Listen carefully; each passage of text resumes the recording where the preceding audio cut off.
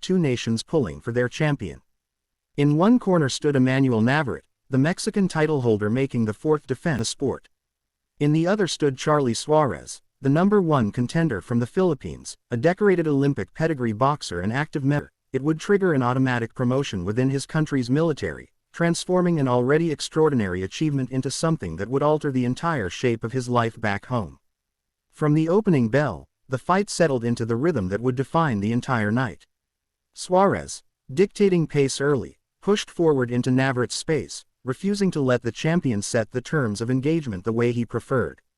Navarrete, however, is a fighter who thrives precisely when backed into uncomfortable positions, and it did not take long for his looping, unorthodox shots to find their mark. A straight right hand cracked against the challenger's chin within the first minute, an early reminder of the champion's power and a signal that Suarez would need more than ambition to survive this fight. As the round progressed, Suarez answered with sharp counters, a 1-2 here, a check hook there, but every time he tried, by every account at ringside, a strong opening round for the champion, and the challenger already looked like a man discovering, in real time, exactly what championship-level punching power felt like. The pattern deepened in round 2. Commentators noted that Navarrete's corner had reminded him before the bout that his jab carried more sting than anything Suarez could offer, and true to that instruction, Navarrete began working behind a long, probing jab that exploited his surprising reach advantage, something no previous opponent had presented him. Straight combinations down the middle repeatedly buckled Suarez's legs, and it became increasingly clear that Navarrete's greatest danger emerged specifically when he moved forward, when his feet found that subtle angle that allowed his left hooks and uppercuts to sneak around a defense. The gambling odds shifted dramatically as the fight progressed, swinging from a modest advantage to something approaching an overwhelming favorite, a reflection of just how dominant the champion appeared. Still, Suarez refused to fold. He answered with chopping left hands and body shots, occasionally finding success when he tucked in tight and worked the inside rather than trying to trade at range, a strategy his corner clearly wanted him to commit to more fully. By round 3, the fight had become a tactical tug-of-war layered over a raw physical mismatch in output.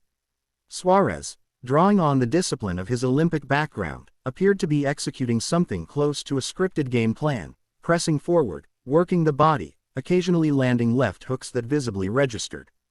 Yet Navarrete's chaotic footwork, so often criticized as a technical flaw, proved to be exactly what made him so difficult to read and counter. He would step to a strange, seemingly incorrect angle, and from that unconventional position launch uppercuts that split Suarez's high guard as though it wasn't there at all. The champion's willingness to absorb punishment in exchange for openings became a recurring theme, a fighter unconcerned with elegance, concerned only with results. Round 4 brought fatigue into the conversation, with ringside analysts noting visible signs of exhaustion creeping into Navarrete's corner, a fighter seemingly hitting a wall that so many boxers hit around the midpoint of a grueling championship fight. And yet, almost defying logic, he continued landing his signature long uppercut, continued leaping into combinations with the same reckless momentum that had carried him through 3 rounds already. What followed was one of the most chaotic and consequential sequences of the entire fight.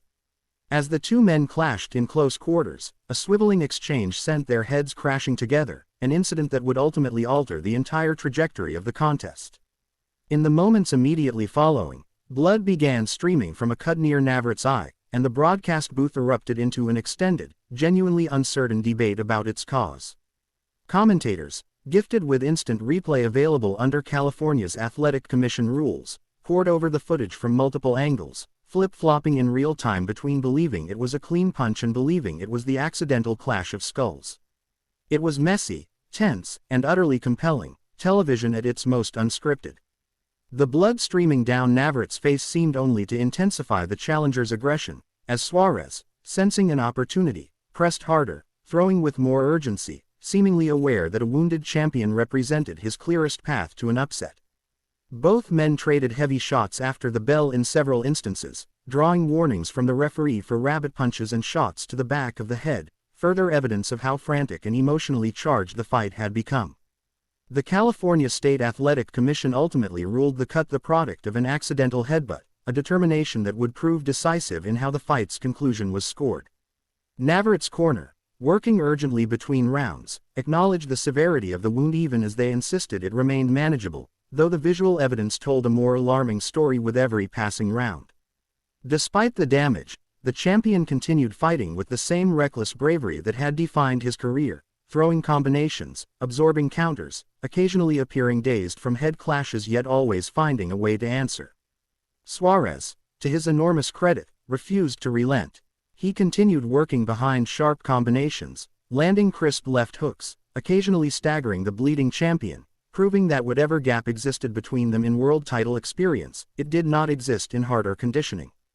The two men traded on remarkably even terms through rounds 6 and 7, each finding moments of success, each absorbing genuine punishment, delivering exactly the kind of back-and-forth drama that had drawn a full, roaring crowd to witness a genuine crossroads fight between two proud boxing nations. By the 8th round, the accumulated damage around Navarrete's eye had become impossible to ignore. The cut, worsened by every subsequent exchange and every additional head clash, was bleeding freely enough that the ringside physician intervened, examining the wound and ultimately determining that the fight could not continue safely. It was a difficult, almost anticlimactic way for a fight this competitive and this dramatic to end, not with a knockout, not with a dramatic final flurry, but with a doctor's decision born from an accidental clash of skulls rather than the violence either fighter had been trying to inflict. Because the stoppage stemmed from an accidental headbutt rather than direct blows, the outcome was sent to the judges' scorecards for a technical decision, a fitting if unsatisfying resolution to a fight that had spent nearly its entire duration wrapped in genuine uncertainty.